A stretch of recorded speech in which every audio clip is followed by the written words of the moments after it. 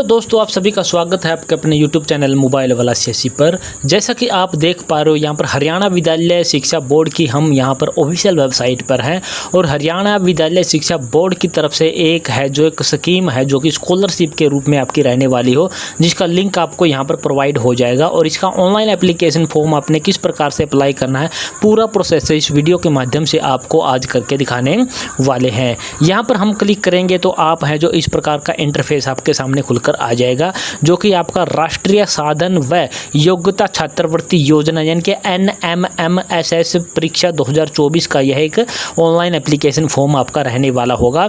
इसके लिए आपने क्या करना, नया रजिस्टर करने के लिए आप यहाँ पर क्लिक करोगे और ऑलरेडी जिन्होंने रजिस्टर करके उसको यहाँ पर क्लिक करना है और जिसको इसका प्रोस्पेक्ट चेक करना है यहाँ पर हम क्लिक करेंगे तो इसका प्रोस्पेक्ट आपके सामने इस प्रकार का खुलकर आ जाएगा। यानी कि आपको यहाँ पर दिखाई दे रहा है राष्ट्रीय साधन सह योग्यता छात्रवृत्ति योजना परीक्षा 2024-25 आवेदन 20 अगस्त से शुरू हो चुके हैं और लास्ट डेट है इसकी 10 अक्टूबर आपकी रहने वाली है। और इसका एक संपूर्ण वीडियो बनाकर हमने ऑलरेडी अपने चैनल पर अपलोड कर रखा है, उस वीडियो को आप देख सकते हैं। उसमें इस छात्रवृत्ति से संबंधित संपूर्ण जानकारी आपको दी गई है। इसके बाद यहाँ पर आपको एक download certificate from school proforma, जब हम इस पर क्लिक करते हैं तो हमें यह सर्टिफिकेट आपको मिल रहा है और यह आपको स्कूल की तरफ से है जो भरकर दिया जाएगा। यहाँ पर प्रिंसिपल के साइन हो जाएंगे, यहाँ पर कैंडिडेट की फ़ोटो है जो आपकी लग जाएगी। ये सारी चीज़ें तैयार करने के बाद आपने फिर क्या करना है, रजिस्ट्रेशन के लिए यहाँ पर आ जाना है। यहाँ पर क्या करना, क्लिक कर देना न्यू रजिस्ट्रेशन वाले फॉर्म पर और इस प्रकार से आपके सामने है यहाँ पर एक national means cum merit scholarship scheme examination का है जो ये इसकी फुल फॉर्म है जो आपको दे रखी है। और यह फॉर स्टूडेंट स्टडिंग इन 8वीं, जो 8वीं कक्षा में अभी पढ़ रहे हैं विद्यार्थी, उनके लिए आपकी ये स्कीम आपकी रहने वाली है। यहाँ पर हम थोड़ा सा क्या करते हैं, स्क्रॉल करके थोड़ा सा ऊपर लेके जाते हैं और आपको यहाँ पर देख लीजिए, यहाँ पर 8वीं ऑलरेडी आपको सेलेक्ट मिलेगा। यहाँ पर बच्चे की हमने क्या है, डेट ऑफ बर्थ है जो सेलेक्ट करनी, यहाँ से इस प्रकार से ईयर मंथ और डेट यहाँ से हमने सेलेक्ट करनी है। उसके बाद कैंडिडेट का नाम आधार कार्ड के अनुसार आपने यहाँ पर टाइप कर देना, फादर नेम यहाँ पर टाइप करना, मदर नेम यहाँ पर टाइप कर देना, कैंडिडेट का मोबाइल नंबर यानी कि पिता या माता का जो भी पेरेंट्स का मोबाइल नंबर आपने यहाँ पर टाइप कर देना। इसके बाद ईमेल आईडी टाइप कर देनी है। उसके बाद है जो आधार नंबर है, जो कैंडिडेट का आधार नंबर टाइप करोगे। उसके बाद यहाँ से जेंडर है जो सेलेक्ट कर लोगे, मेल फीमेल ट्रांजेक्शन जो भी आपका कैंडिडेट रहने वाला, जो भी विद्यार्थी आपका रहने वाला। इसके बाद अपने एरिया का पिन कोड आपने यहाँ पर क्या है, पिन डाल देना है। इसके बाद आपने एड्रेस लाइन में यहाँ पर आपने क्या करना है, बच्चे का नाम और उसमें सन ऑफ या डॉटर ऑफ लिख के यहाँ पर आपने लिख देना है। इसके बाद area to applied candidate, rural area या फिर अर्बन एरिया, वो आपने यहाँ पर इस प्रकार से सिलेक्ट कर लेना है। इसके बाद कास्ट कैटेगरी आपने इस प्रकार से SC BC A BC B general category, इसके लिए सभी एलिजिबल आपके रहने वाले हैं। कोई भी आपने कैटेगरी अपनी है जो अपने हिसाब से आपने सेलेक्ट कर लेना। डिसेबिलिटी सर्टिफिकेट, अगर आप डिसेबल्ड, आपका जो बच्चा है वो डिसेबल्ड होगा तो आपने यस करना, अदरवाइज को आपने नो कर देना है।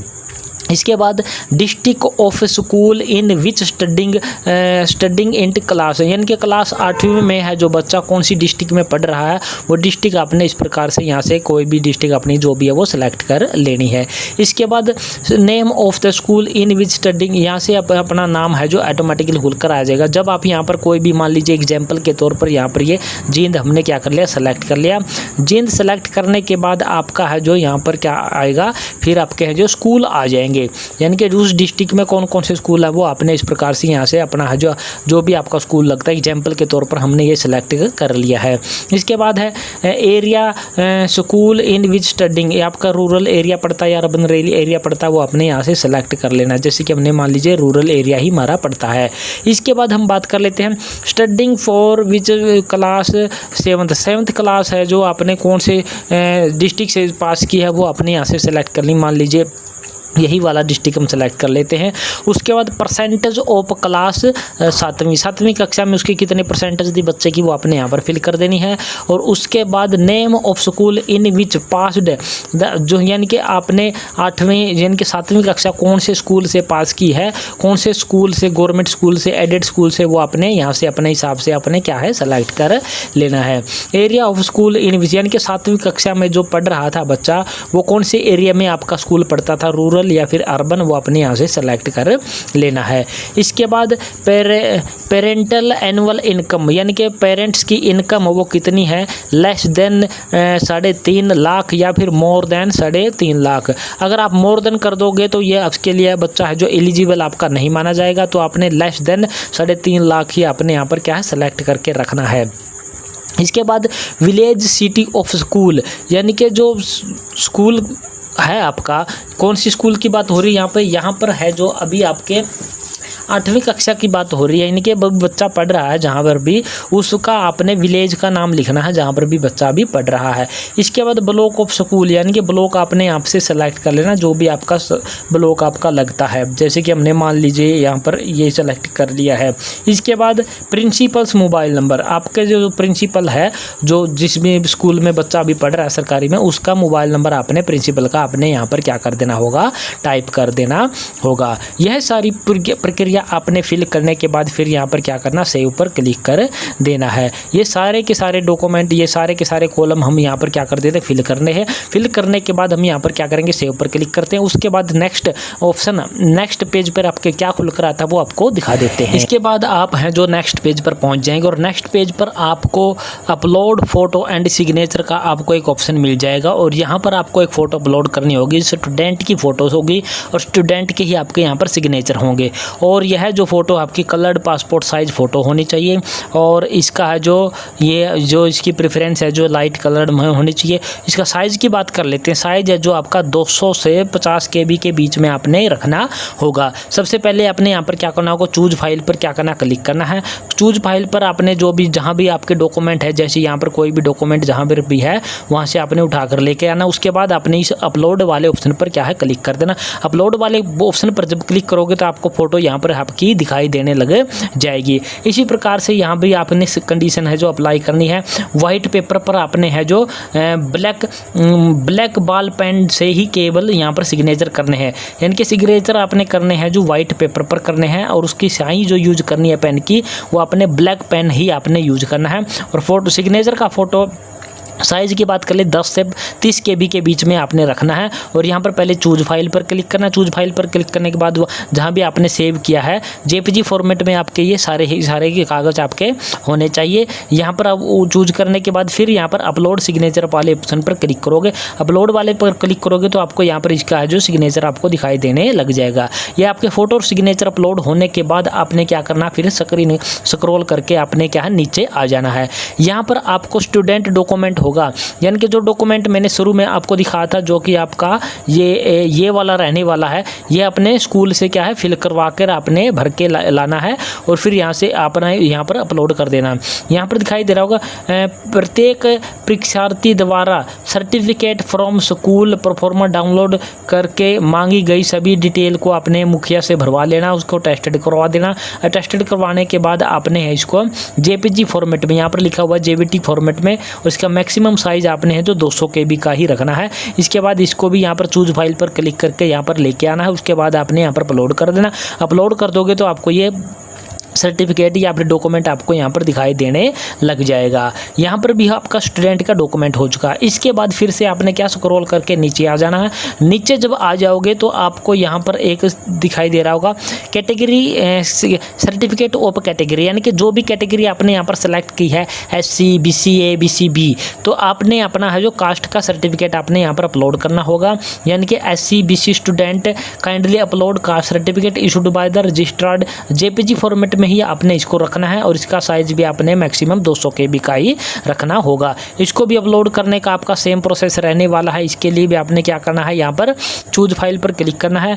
जहाँ पर भी फाइल सेव किए वहाँ से उठाकर लेकर आने, फिर अपलोड पर आपने क्लिक कर देना। ये आपको फाइल आपको यहाँ पर दिखाई देने लग जाएगी। इसके बाद आपके सामने ऑप्शन दिखाई दे रहे होंगे यहाँ पर फाइनल सबमिट और सेव। मान लीजिए हम यहाँ पर क्या कर देते हैं, सेव पर क्लिक कर देते हैं। सेव पर क्लिक करने पर दिखा देते हैं आपको, ये लाइव आपको दिखा रहे हैं कि क्या होने वाला है। जब आप सेव पर क्लिक कर दोगे तो आपकी वो डिटेल क्या है, सेव हो जाएगी। और उसके बाद फिर से आपको सर्च स्टूडेंट डाटा, उसी डाटा को फिर से फाइनल सबमिट करने के लिए, सर्च करने के लिए आप आधार नंबर डाल सकते हैं, या फिर मोबाइल नंबर डाल सकते हैं, या फिर स्टूडेंट की डेट ऑफ बर्थ आप यहाँ पर डाल सकते हैं। तो हम यहाँ पर मोबाइल नंबर डाल के हैं, जो इसकी डिटेल है जो आपको यहाँ पर सर्च करके दिखाने की कोशिश करते हैं। यहाँ पर हमारा अकेला मोबाइल नंबर से हमारा सर्च नहीं हो रहा। यहाँ पर लिखा हुआ है कि 2 चीज़ हमने भरनी ज़रूरी है, आधार नंबर या मोबाइल नंबर, आधार नंबर या फिर डेट ऑफ बर्थ, यानी कि इनमें से कोई भी 2 चीज़ हमने क्या है फिल करनी होगी। फिल करने के बाद फिर सर्च पर क्लिक करना होगा। 2 चीज़ जब हम यहाँ पर फिल करके सर्च पर क्लिक करते हैं तो हमारा यहाँ पर है जो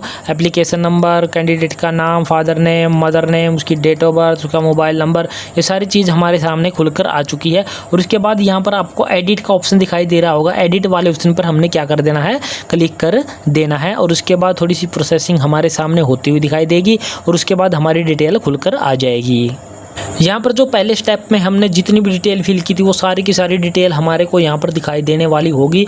अब हमने यहाँ पर सिर्फ कुछ नहीं करना, सिर्फ और सिर्फ सेव वाले ऑप्शन पर क्लिक कर देना है। सेव पर क्लिक करते ही फिर से हमारा जो लास्ट वाला स्टेप था उस पर पहुँच जाएंगे। फोटो सिग्नेचर, इसके बाद जो फॉर्म अपलोड किया था, कास्ट सर्टिफिकेट अपलोड किया था, वो सारी चीज़ें हमें यहाँ पर दिखाई देने वाली होगी। इसके बाद हमने यहाँ पर क्या कर देना, फाइनल सबमिट पर क्लिक कर देना है।